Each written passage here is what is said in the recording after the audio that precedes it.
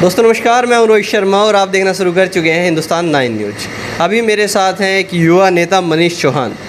पश्चिम उत्तर प्रदेश में बहुत बड़ी छाप छोड़ चुके वीरेंद्र सिंह जी के बेटे हैं और अभी अपनी एक नई छाप छोड़ते जा रहे हैं युवाओं पर। और आज जिला पंचायत का चुनाव भी हुआ है, उसकी वोटिंग हो चुकी है, लगभग जीत चुके हैं, जीत मान चुके हैं। उसकी वोटिंग करने के बाद मनीष जी मेरे साथ हैं, इनसे जान लेते हैं कि किस तरह की दुविधाएं रही यहाँ तक पहुँचने में। चुनाव लड़ाया, कैंडिडेट को तैयार किया और अब उसको चेयरमैन बनाने जा रहे हैं। मनीष जी नमस्कार। जी नमस्कार।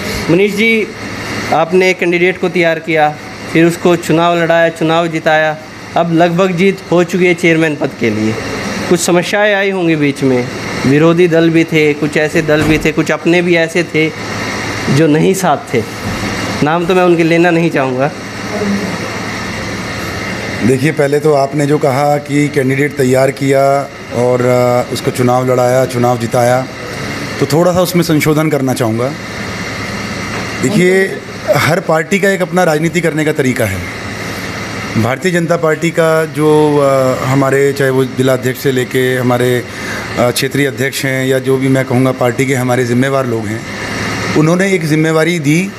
उनकी तरफ से एक मुझे प्रस्ताव रखा गया मेरे सामने, मुझे कहा गया कि आपको अपनी सीट पे एक ऐसी महिला को चुनाव लड़ाना है। तो पार्टी का आदेश था, पार्टी का आदेश मानकर चुनाव लड़ाया गया। और पार्टी की मेहनत है। जो आपने भी बात कही कि कुछ लोग अपने भी, ये थोड़ा गलत है। पूरी पार्टी ने साथ दिया, पूरी भारतीय जनता पार्टी मिलकर चुनाव लड़ाया उन्होंने। होता है इक्का दुक्का कोई बातें निकलती हैं, उसके लिए मैं भी स्पष्टीकरण नहीं दे पाऊँगा और उसका कोई पुख्ता सबूत भी नहीं है। लेकिन आज जिस स्थिति में हम लोग खड़े हैं, अगर हम आंकड़ों की बात करें तो भारतीय जनता पार्टी जिला पंचायत अध्यक्ष चुनाव जिताने की स्थिति में नहीं थी। लेकिन मैं बधाई देना चाहूँगा पूरी पार्टी को, अपने पूरे जितने भी सम्मानित कार्यकर्ताओं को, अपने पदाधिकारियों को, कि उन सभी ने मिलकर जिस तरीके से मुझे पीछे से सपोर्ट किया और जो हमारा शीर्ष लीडरशिप है जो हमारी ज़िले की, उन्होंने फ्रंट फुट पे खड़े होकर जिस तरीके से इस चुनाव को आगे लेकर चले, हमने बड़े शांतिपूर्वक ढंग से चुनाव लड़ा और उसी का नतीजा है कि आज हम जीत के दहलीज पर हैं और लगभग चुनाव की जीत हमारी निश्चित है। हाँ, दुविधाएं, समस्याएं बहुत आई, क्योंकि दूसरी तरफ जो था एक माहौल ऐसा बना दिया गया कि एक भय का माहौल, एक डराने का, धमकाने का। चिल्ला तो रहे थे कि सत्ता का दुरुपयोग होगा, लेकिन वो इतना ज़्यादा उन लोगों ने, आप अगर मेंबरों से बात करेंगे, जो मेंबर्स हैं बोर्ड के, तो आप देखेंगे कि वो कितने तनाव में हैं। इतना प्रेशर उन लोगों के ऊपर है। देखिए, आदमी अपनी स्वेच्छा से वोट डालेगा, जिसको लगेगा कि हमें विकास की तरफ जाना है, हमें सत्ता में रहना है, हमें एक विकसित बोर्ड बनाना है, हमें मजबूत नेता के साथ जुड़ना है। वो लोग हमारे साथ आए हैं, उनको पता है। वो लोग कहीं ऑफ़र दे रहे हैं, कह रहे हैं 2 करोड़ देंगे, हम 4 करोड़ देंगे। अब कोई आलू गाजर थोड़ा नहीं बिक रही थी। मैं गर्व के साथ कहता हूँ कि इतना ईमानदार बोर्ड मेरा बनने जा रहा है। ये इतनी साफ छवि के लोग हमारे साथ जुड़ रहे हैं। उनकी सबकी सोच ये थी कि हमें विकास चाहिए अपने क्षेत्र में, लोगों ने हमें जिता कर भेजा है, हम लोग चुनाव जीतना चाहते हैं। आपको मैं ताज्जुब की बात कहूँगा, 11 महिलाएं जीत कर आई हैं जिला पंचायत शामली में, जिनमें से 9 हमारे साथ भारतीय जनता पार्टी के साथ खड़ी हुई हैं।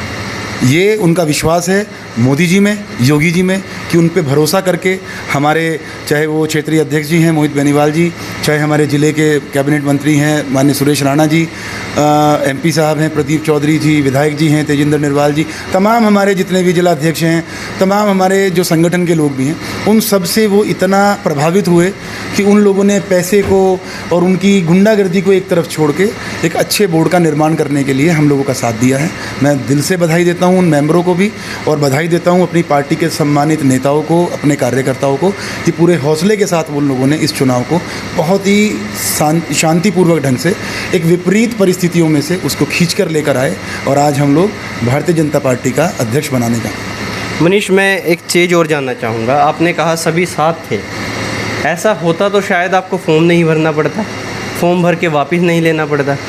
वार्ड 14 से आपने भी नॉमिनेशन किया था, वो उसमें कैसी राजनीति थी कि कोई और ना आ सके? नहीं।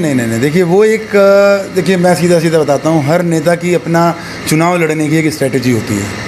वो स्ट्रेटजी के तहत उसमें किसी पार्टी का कोई दबाव नहीं था। पार्टी का तो सीधा आदेश था हमारे लिए कि आपको चुनाव लड़वाना है।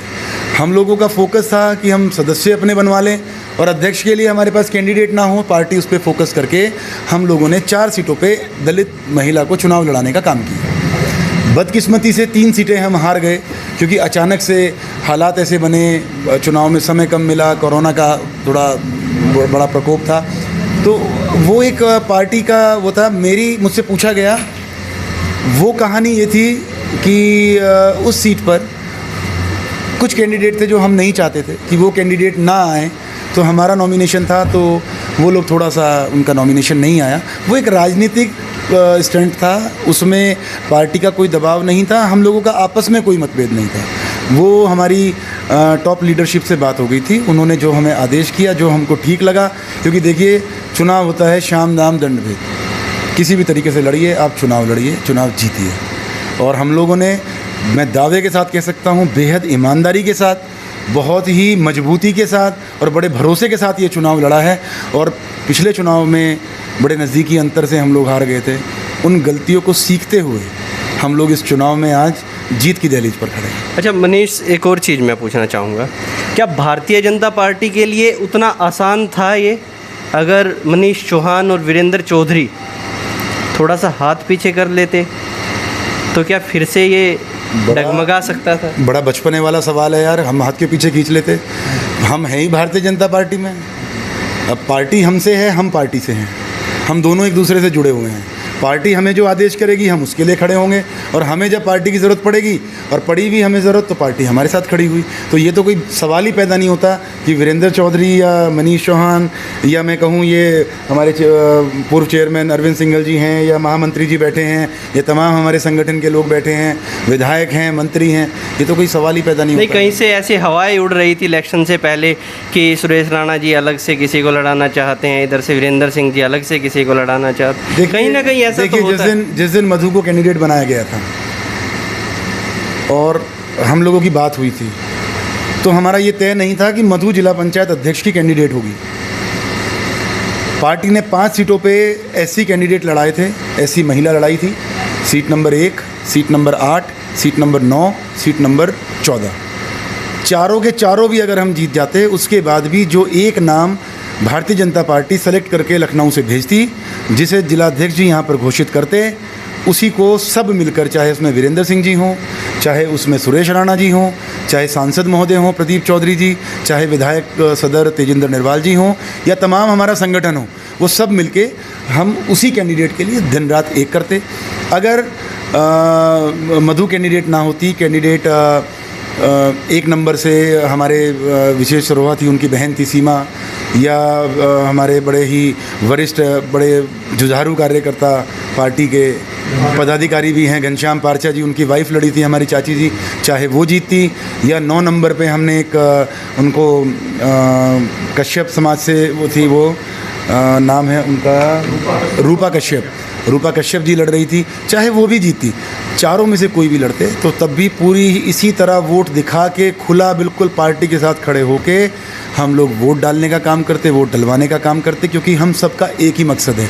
ये झंडू खाने की खबरें हैं। अब एक बहुत छोटा सा मैं बताता हूँ आपको, योगिंदर चेयरमैन मेरे ख्याल से जिलाध्यक्ष हैं राष्ट्रीय लोकदल के, बहुत जिम्मेवार हैं, मैं बड़ा सम्मान करता हूँ उनका, मेरे बड़े हैं, हम बचपन से उनका सम्मान करते आए हैं, और बड़े अच्छे वक्ता भी हैं।